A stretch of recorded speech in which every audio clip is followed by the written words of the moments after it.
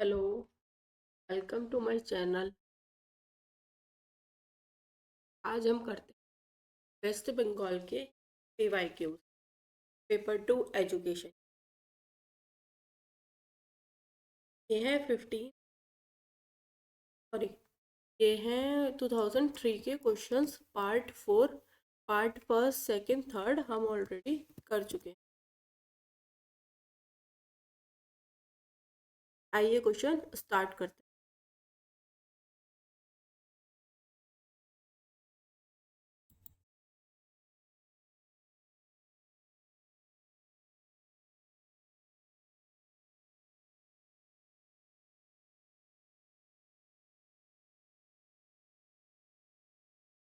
Question number 76। Meta capability of the learner to regulate and self directed their learning in many ways based on their need and the situation. Identify the dual mode from the following. Meta capability of the learner regulate करना है, self directed करना है उसकी learning को बहुत सारे तरीकों से based, जो उसकी नीड्स और जो उसकी सिचुएशन है वो कौन सा कॉन्सेप्टल मोड है इनमें से वो बताइए।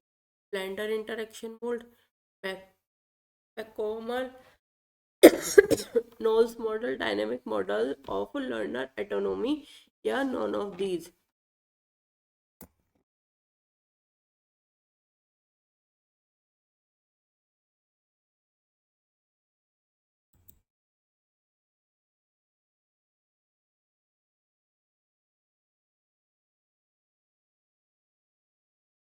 Meta capability of the learner is to regulate, की रेगुलेट करना है, सेल्फ डायरेक्टेड है अपनी लर्निंग को बहुत सारे तरीकों से जो उसकी नीड्स और सिचुएशन और पेस है। कौन सी में से tender interaction mode, back common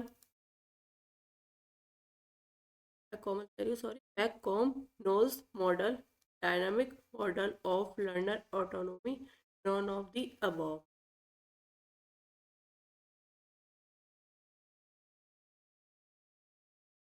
The dynamic model incorporates cognitive, metacognitive, action-oriented, and affective components of learner autonomy, describing learners' attitude, competencies, and behaviors. It remains flexible to enable learners to concentrate on their individual needs and goals, allow learners to focus on their learning and needs goals. Dynamic model जो incorporate करता है cognitive, metacognitive, action and affective components of learner autonomy, learners को describe करता है वो उसका attitude क्या है, कॉम्पिटेंसीज क्या है, उसका व्यवहार क्या है। ये फ्लेक्सिबल रहता है जिससे लर्नर जो होता है अपनी इंडिविजुअल नीड्स और गोल्स पर ध्यान दे सके। लर्नर को फोकस करता है उसकी नीड्स और गोल्स पर।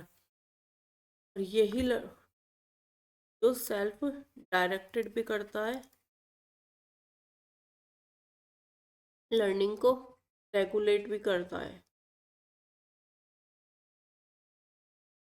अपनी लर्निंग को खुद सेल्फ डायरेक्ट करना, रेगुलेट करना, ये सब काम है dynamic model of learner autonomy. तो इसका आंसर ऑप्शन नंबर सी हो जाएगा।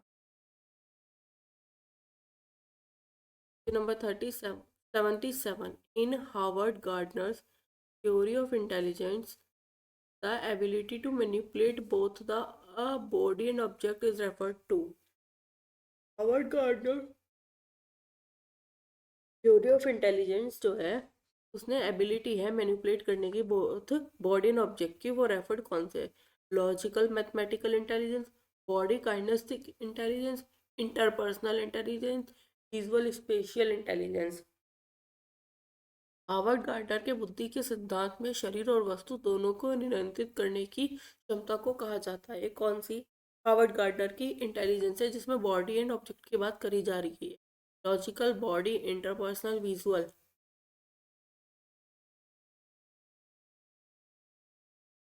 हार्वर्ड गार्डनर ने प्रपोज करी थी मल्टीपल इंटेलिजेंस 1983 में। गार्डनर के अकॉर्डिंग 8 सेपरेट मल्टीपल इंटेलिजेंस हैं। फर्स्ट है वर्बल। वर्बल का मतलब होता है बोलना, लिखना, पढ़ना। ठीक।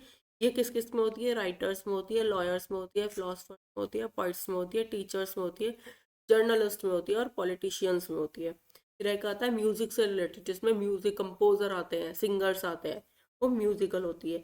एक आती है स्पेशियल इंटेलिजेंस, वो होती है पर्सन को potential to recognise and use the pattern of wide space and areas, जैसे गूगल मैप्स जिसने बनाया, स्कल्पचर, ज्योग्राफी, आर्टिस्ट, आर्किटेक्ट, ये जगह को नाप लेते हैं, स्पेस किस पैटर्न में क्या फिट हो सकता है क्या नहीं।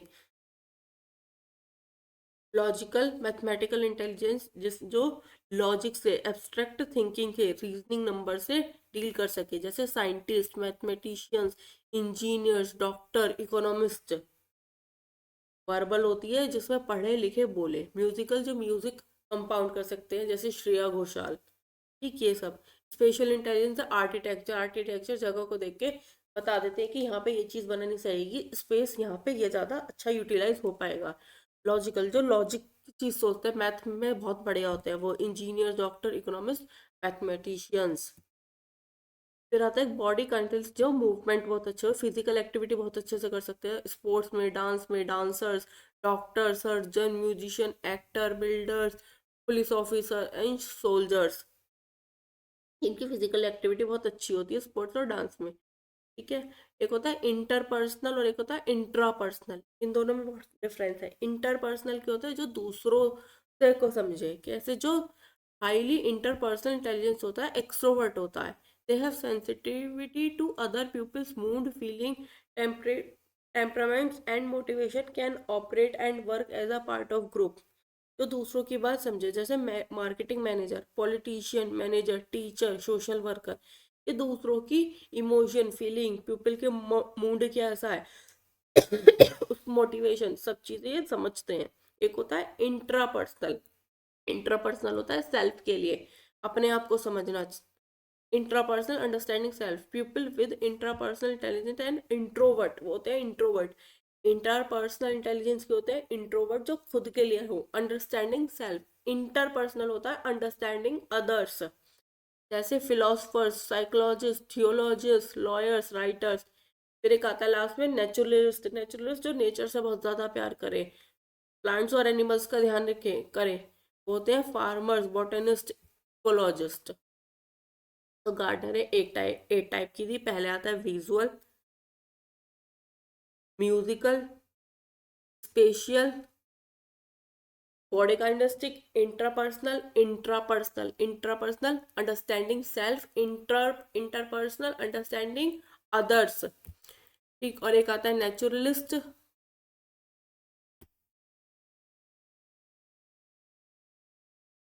हार्वर्ड गार्डनर ने एक टाइप की मल्टीपल इंटेलिजेंस थी, 1983 में दी थी।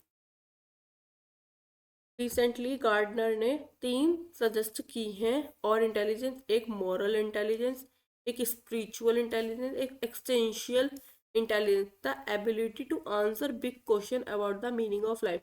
एक्सटेंशियल इंटेलिजेंस जो है वो योग आंसर देती है बड़े बड़े क्वेश्चन का, जो लाइफ के बारे में है, उनका वो आंसर देती है। मोरल, स्पिरिचुअल और existential intelligence.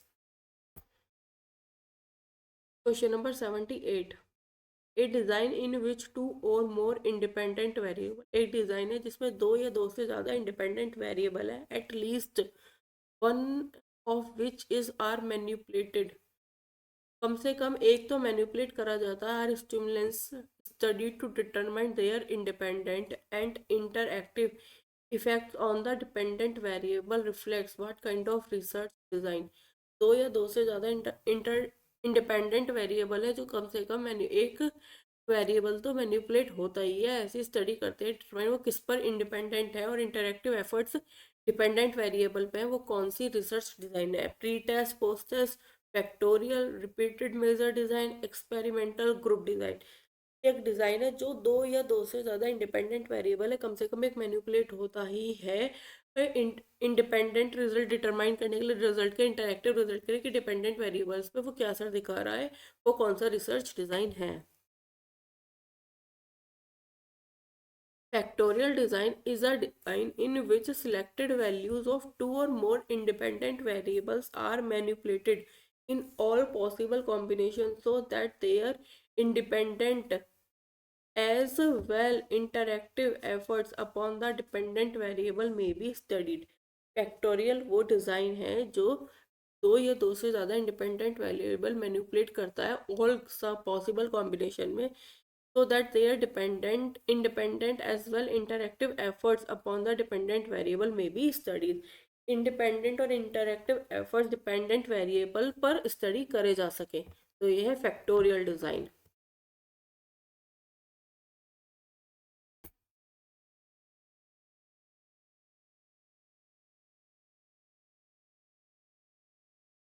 Question number 71, list one है, लिस्ट टू है, match the following. 14 points of quality management, father of quality control, core competency model, total quality management in education. T K. Prahlad, W Edwards Deming, M Mukhopadhyay, Walter Shewhart. कौन सी किसने दी थी? 14 points of quality management किसने दिए थे? Father of quality control किसे बोला जाता है?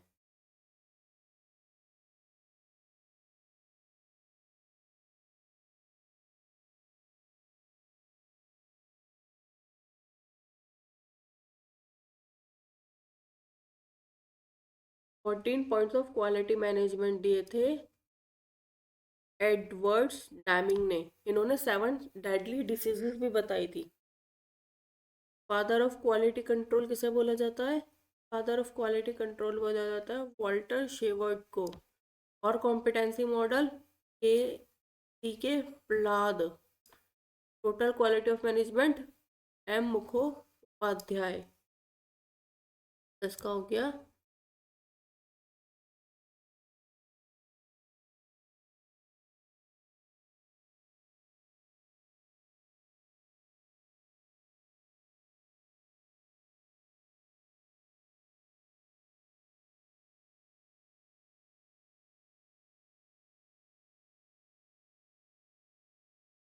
14 points of quality management. A का क्या हो गया? एक हो गया एडवर्ड जिमिंग, तो फर्स्ट। तो father of quality control Walter Shewhart. Number fourth, core competency model, option number A C K. Prahlad. ठीक हो, कौन सा होगा? ए का फर्स्ट। ए का first.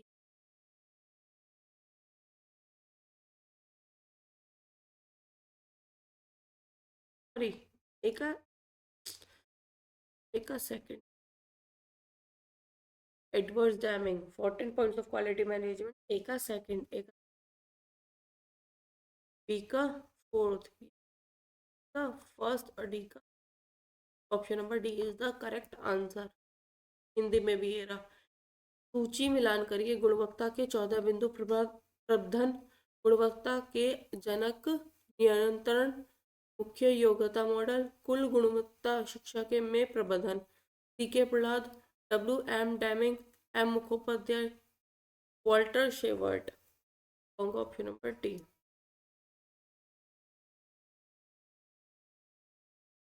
So of the following statements are true with respect to the features of new social movement? कौन सा इनमें से सही है सोशल मूवमेंट थ्योरी के लिए? They are the result of sustained collective action. The organization requires a leader who will structure the protest and bring the members together. The participants in the movement have shared objective and ideology. Code है, option first and second सही है, third and first सही है, second and third सही है, first second third या तीनों सही।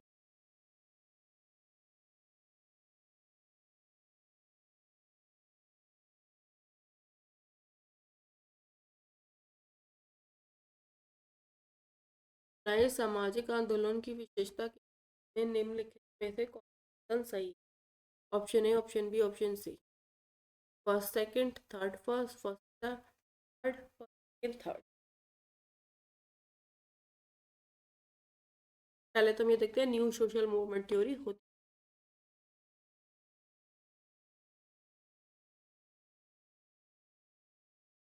सोशल चेंज होता है continuous and ongoing process. Social change is the total of countless individual and collective action gathered across time and space.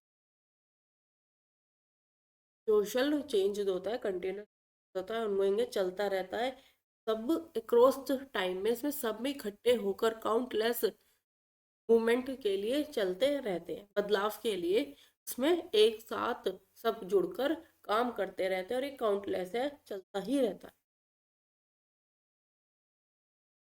Social movement are directed toward some specified goal. Social movement जो होता है वो एक specified गोल के लिए होता है। It involve long and continuous social effort. इसमें इन्वॉल्व होते हैं लंबा और continuous social effort and action by people. एक सोशल चेंज सोशल मूवमेंट में डिफरेंस ये है, ये कलेक्टिव एक्शन होता है cross gathered across time and space. ये काउंटलेस इंडिविजुअल होता है, ये चलता ही रहता है काउंट।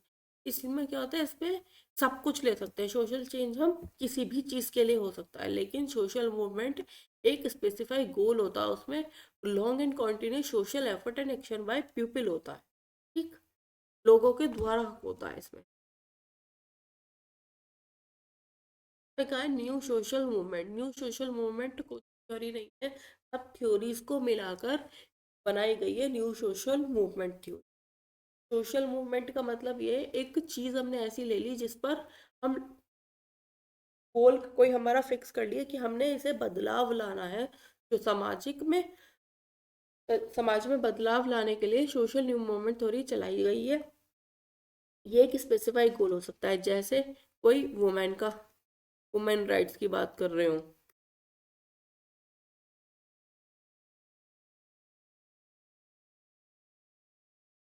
ये राइट्स की बात हो, या एनिमल्स राइट्स की बात हो,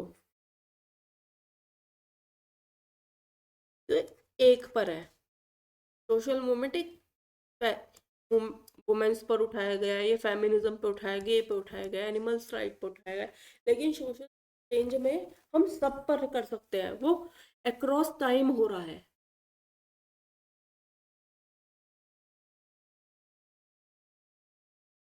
तो इसका आंसर होगा option first, result of sustained collective action. The organization requires a leader who will structure the protest and bring the members together. एक और ऐसा ऑर्गेनाइजेशन हो जो रिक्वायर्स करे लीडर को स्ट्रक्चर बताए प्रोटेस्ट का, और एक साथ मेंबर्स को लेकर आए, पार्टिसिपेंट करे मूवमेंट को अपनी आइडियोलॉजीज और ऑब्जेक्टिव शेयर करने के लिए। तो इसका तीन option, option A, first, second and third. An inclusive school. Inclusive school कौन सा ऑप्शन सही है? Option A, differentiate between study students and set less challenging achievements targets for specially abled children. Specially abled children के लिए commitment committed to learning outcomes of all students irrespective of their capability. Option C, committed particularly to improve the learning outcomes of especially abled students. Option D, an endeavor to equip special schools for children with disability with vocational training facility. Differentiate करे जाए student में, जो कम challenging student है specially abled उनको अलग करें, या learning outcomes देखे सबके, वो चाहे उसकी क्षमता कुछ भी हो, या ये देखे कि इम्प्रूव कैसे करना है लर्निंग आउटकम्स बच्चे की जो स्पेशली एबल्ड चिल्ड्रन है, ये देखे स्पेशल स्कूल चिल्ड्रन बच्चों के लिए विद डिसेबिलिटी वोकेशनल ट्रेनिंग वाला हो। इंक्लूसिव की बात क्या है? इंक्लूसिव में बात है सबको एक साथ लेना,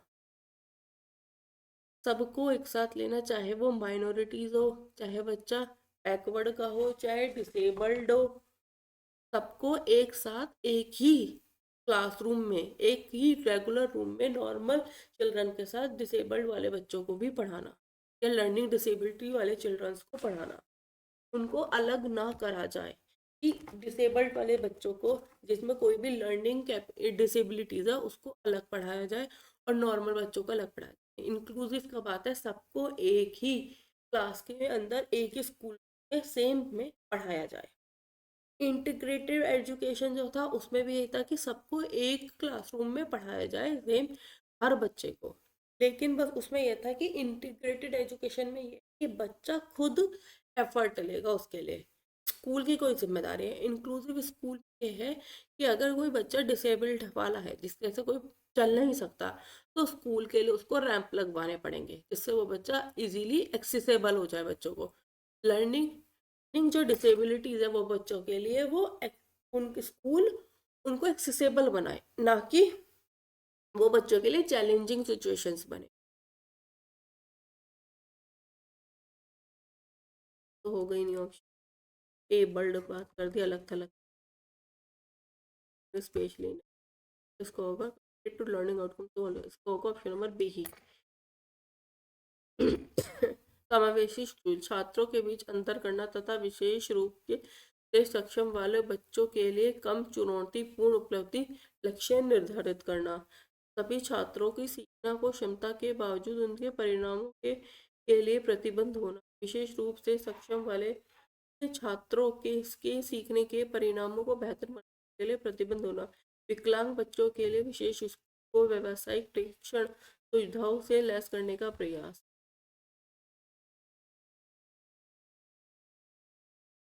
Which of the following options are the stages of the policy making process in chronological order? कौन सा स्टेप्स है, स्टेजेस है पॉलिसी मेकिंग जब बनाएंगे उन्हें हमें सही क्रम में लगाना है। पहले हम पॉलिसी इवेल्युएशन करेंगे, इश्यू आइडेंटिफिकेशन करेंगे, एजेंडा सेट करेंगे, पॉलिसी को अडॉप्ट करेंगे, पॉलिसी फॉर्मुलेट करेंगे, पॉलिसी इम्प्लीमेंटेशन करेंगे। इशू आइडेंटिफाई करेंगे, एजेंडा सेट करेंगे, पॉलिसी फॉर्मुलेशन करेंगे, फिर पॉलिसी अडॉप्ट करेंगे, पॉलिसी इम्प्लीमेशन करेंगे, पॉलिसी इवेल्युएशन करेंगे। या पॉलिसी इम्प्लीकेशन करेंगे, पॉलिसी इवेल्युएशन करेंगे, इशू आइडेंटिफिकेशन करेंगे, एजेंडा सेट करेंगे, पॉलिसी फॉर्मुलेशन करेंगे, पॉलिसी अडोप्टेशन।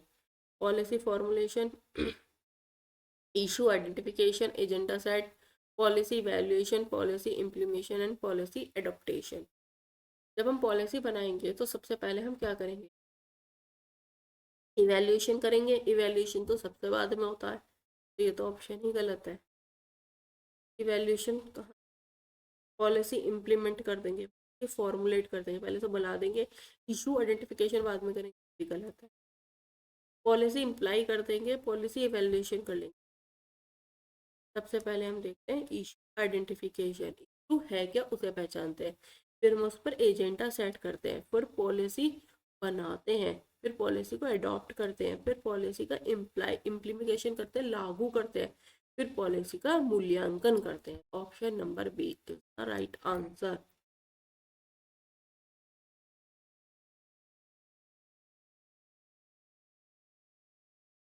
पहले मुद्दों को पहचाने, फिर एजेंडा सेट करा, फिर नीति निर्माण करी, नीति अपनाना, नीति कार्यान्वयन करना, नीति मूल्यांकन। Option number B is the right answer. Number 83, delivery method, duration, content elements, exercise and activities, assessment and media are related to which part of ADDIE framework of instructional design? ADDIE framework instructional design के model से ये सब चीज़ें, delivery method, duration, content elements, exercise, activity, assessment, media किससे related है?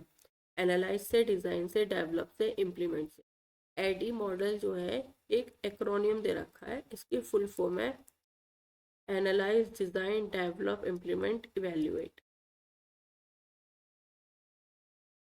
The ADDIE approach is a framework that lists the journey process that instructional designers and training developers use an effective training and performance support tool. पहले हम analyse करते हैं, फिर हम design करते हैं, फिर हम डेवलपमेंट, फिर हम इम्प्लीमेंट करते हैं, फिर हम इवेल्युएट करते हैं। एनालाइज में क्या है, हम लर्नर के बैकग्राउंड देखते हैं कि उसकी लर्नर के एक्सपीरियंसेस क्या हैं, इसमें लर्नर के एक्सपीरियंसेस भी देखते हैं, तो बैकग्राउंड प्रोफाइल देखते हैं, नेचर ऑफ द कंटेंट देखते हैं। डिज़ाइन में क्या है, हम डील्स करते हैं लर्नर के ऑब्जेक्टिव के साथ, उसकी एक्सरसाइज के साथ, कंटेंट्स के साथ, सब्जेक्ट मैटर एनालाइज करते हैं, लेसन प्लानिंग करते हैं, हम बनाते हैं। डिज़ाइन करना तो कुछ चीज़ गढ़ना। डेवलपमेंट में जहाँ इंस्ट्रक्शनल डिज़ाइन और डेवलपर्स क्रिएट करते हैं, असेंबल करते हैं, एक साथ लगाते हैं content assess that were decided in the design phase. जो हमने डिज़ाइन फेज में डिसाइड करा था उसे हम क्रिएट करते हैं यहाँ पे और असेंबल करते हैं। इम्प्लीमेंट का मतलब होता है लागू करना। As learner receive the instruction we need to know whether they like it, whether they are learning from it. वो उन्हें पसंद आ रहा है, सीख रहे हैं, उनके काम का है, मटेरियल्स क्या है, कोई डिफरेंस है लेवल ऑफ लर्निंग में, ये सब हम इम्प्लीमेशन में देखते हैं। इवेल्युएशन में मूल्यांकन करते हैं। फॉर्मेटिव इवेल्युएशन से भी कर सकते हैं हम, सबमेटिव इवेल्युएशन से भी कर सकते हैं। फॉर्मेटिव इवेल्युएशन जो ड्यूरिंग द कोर्स होता है, सबमेटिव एक टर्म के लास्ट में होता है। ठीक, मूल्यांकन कर सकते हैं। जो हमने एनालाइज करा था, डिज़ाइन करा था, डेवलप करा था, वो देखते हैं। और सबमिटिव इवेल्युएशन में ड्यूरिंग एंड आफ्टर, जो पहले करा गया है ड्यूरिंग वाला और आफ्टर वाला प्रोडक्ट और प्रोग्राम इम्प्लीमेंट देखते हैं।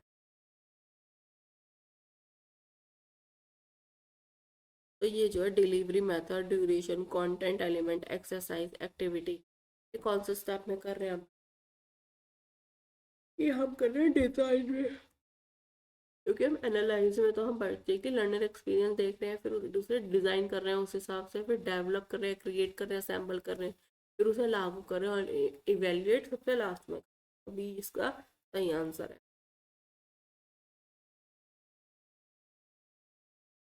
Question number 84। In Stufflebeam's model of curriculum evaluation, which of the following are having the characteristics of formative evaluation?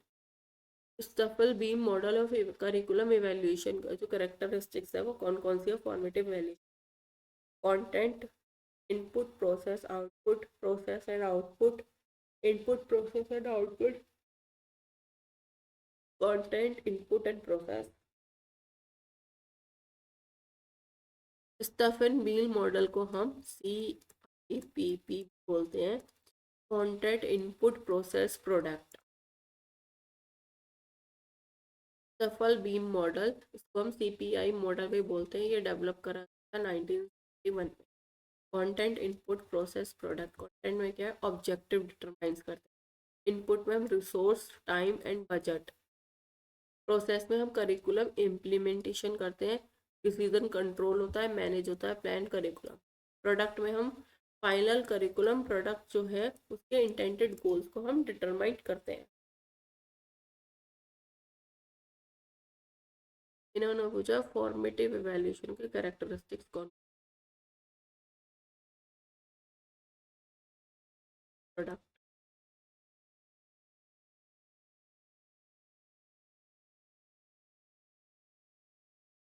कौन दोनों को? Content, input, process, formative evaluation में, और प्रोडक्ट में सम्मेटिव इवैल्यूएशन।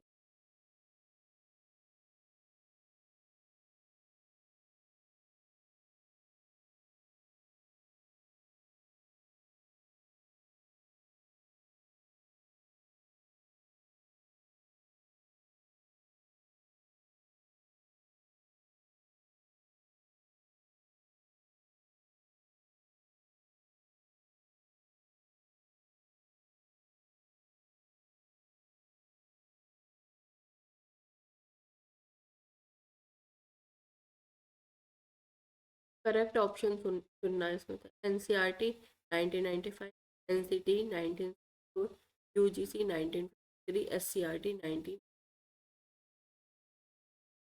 कौन सा सही है?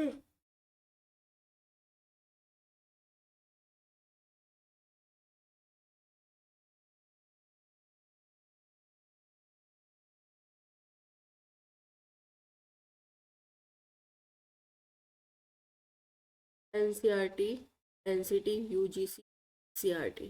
NCERT क्या होता है? ये होता है स्कूल के लिए apex body. NCT teacher education के लिए apex body. UGC university grant commission, ये होती है हायर एजुकेशन के लिए अपेक्स बॉडी। SCRT ये स्टेट की होती है स्कूल के लिए।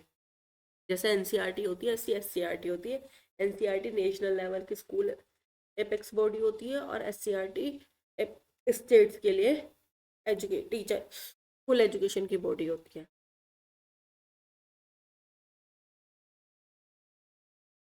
NCT हुई थी एस सी आर टी किसने दी थी? ये दी थी रिकमेंडेशन 90 NAP 1986। ये तो हो ही नहीं सकता क्योंकि ये तो रिकमेंडेशन इसमें ही करी गई थी, तो इसमें हो क्या? NCTE ये करी गई थी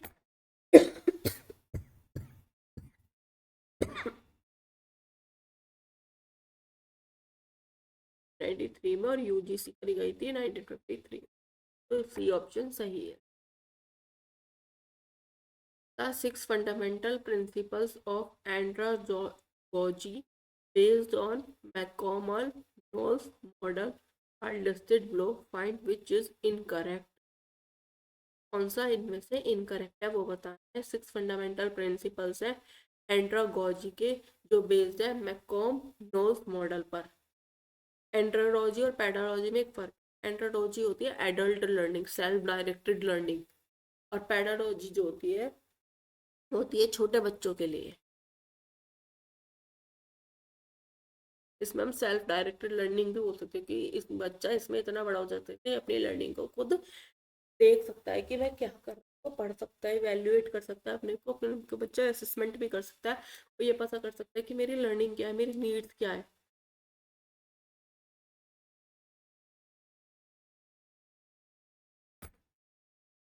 हिंदी में मैं कॉम नोडल्स मॉडल पर आधारित एंड्रोलॉजी के 6 मौलिक सिद्धांत नीचे सूचीबद्ध है। पता लगाइए कि निम्नलिखित में से कौन सा गलत है। ये ऑप्शंस दिए गए हैं 6, फिर इनके कोड दिए गए, कौन सा कोड इनमें से गलत है वो बताना।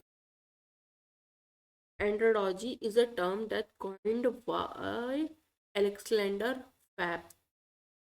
ये एंड्रोलॉजी पॉइंट करी थी अलेक्जेंडर फ्लैप ने, बट इस पे काम सबसे ज़्यादा मैकॉम नॉल्स ने करा है। ये प्रिंसिपल ऑफ एंड्रोलॉजी दिए गए हैं मैकॉम नॉल्स के थ्रू। पहला है नीड टू नो, फर्स्ट है सेल्फ कॉन्सेप्ट, फिर है प्रीवियस एक्सपीरियंस, फिर है रेडीनेस टू लर्न, फिफ्थ है ओरिएंटेशन टूवर्ड्स लर्निंग, सिक्स्थ है इंस्ट्रिक्ट मोटिवेशन। पहले हम जानेंगे, फिर हम सेल्फ कॉन्फिडेंस देंगे, हमारे एक्सपीरियंस देखेंगे हम, फिर हम नई चीज़ को रेडी करने के लिए, लर्न करने के लिए तैयार होंगे, फिर उसकी तरफ हम ओरिएंटेशन करेंगे लर्निंग की तरफ, फिर हमारा अंदर से इंस्ट्रिक्ट मोटिवेशन आएगा। एक होता है इंस्ट्रिक्ट मोटिवेशन, होता है एक्सट्रिक्ट मोटिवेशन। इंस्ट्रिक्ट मोटिवेशन हमारा अंदर से मन है कि हमें पढ़ना। एक्सट्रिक्ट मोटिवेशन हो तुम्हें बाहर से प्रेशराइज लगा रहा है कि पढ़ो पढ़ो पढ़ो ये करो, होता है बाहर से प्रेशर लग रहा है एक्सट्रिक्ट मोटिवेशन। इंस्ट्रिक्ट मोटिवेशन अंदर से मोटिवेट होना खुद ही। उसमें 6 है need to know, self concept, previous experience, readiness to learn, orientation towards learning, इंस्ट्रिक्ट motivation. Need based learning experience भी बात है, सेल्फ कॉन्सेप्ट की बात करी गई है, इंस्ट्रिक्ट मोटिवेशन की सिक्स बात करी है, तो ये नहीं। एक्सपीरियंस की भी बात इसमें करी गई है, सेल्फ कॉन्सेप्ट की बात करी गई है, तो थर्ड भी नहीं होगा।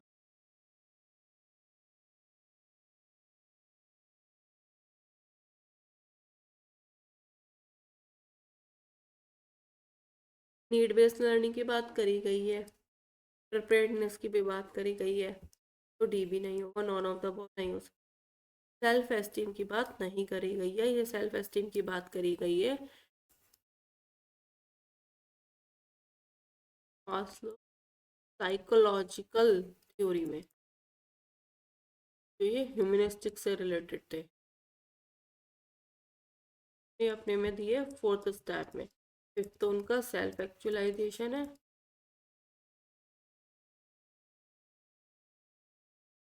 और फोर्थ दिया है उन्होंने सेल्फ एस्टीम। फर्स्ट उन्होंने दिया है बेसिक नीड, सेकंड दिया है सेफ्टी नीड, थर्ड दिया है लव लॉन्गिनेस।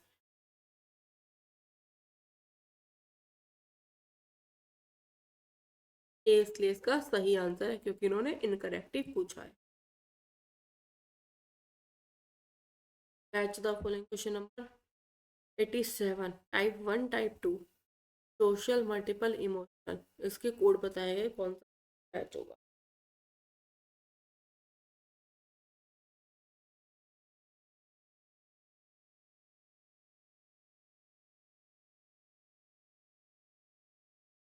सोशल इंटेलिजेंस कहाँ है, मल्टीपल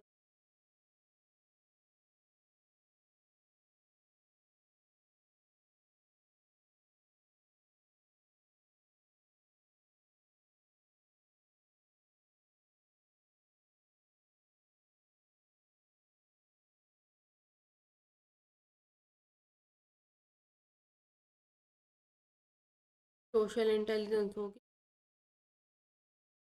इफेक्टिव क्लासरूम मैनेजमेंट में। मल्टीपल इंटेलिजेंस होगी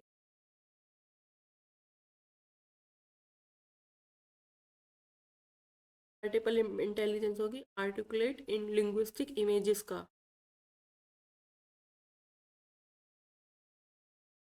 और सी इमोशनल इंटेलिजेंस होगी एम्पैथी। तो सी का जहाँ सेकंड है होगा, बी का फर्स्ट फर्स्ट तो सब में दे रखा है। और बी मेरा सामाजिक भावनात्मक।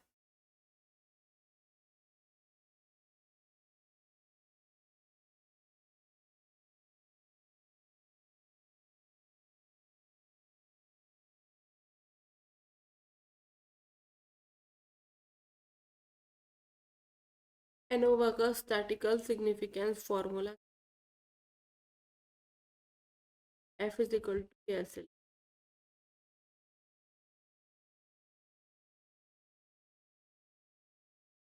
सारे में एम जो है ये एस।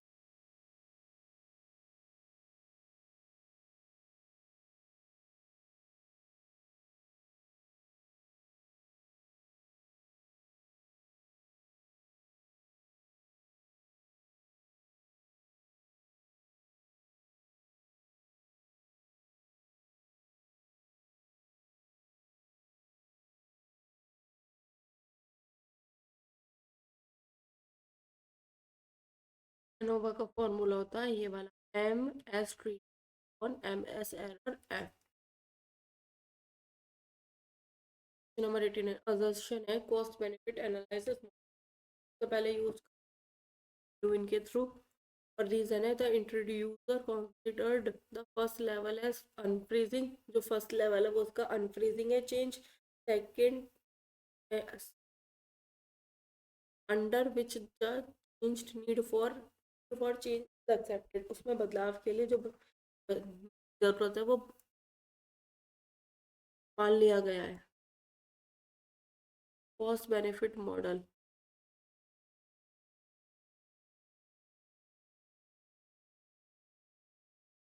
कर्ट लुइन ने नहीं दिया था, ये गलत। कर्ट लुइन ने अनफ्रीजिंग की रीफ्रीज चेंज की बात करी है तो रीजन सही है। ये number A is false R is to D. ये कर्ट लुइन के थ्रू नहीं दिया गया था। कर्ट लुइन बात करी की।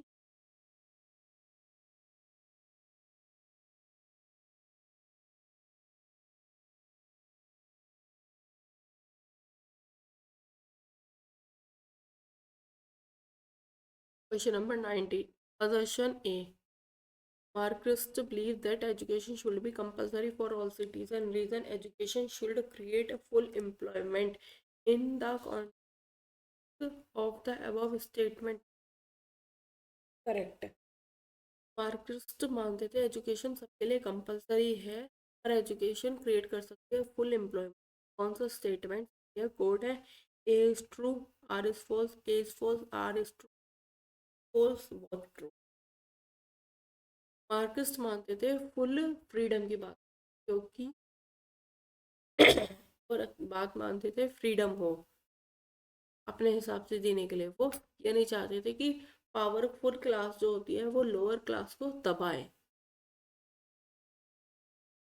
तो ये मानते थे सबके लिए एजुकेशन ज़रूरी है हर सिटीजन के लिए और उससे एम्प्लॉयमेंट डेवलप होगी। सही है। आज के लिए इतना ही। Thank you. कोई भी इशू हो प्लीज़ कमेंट बॉक्स में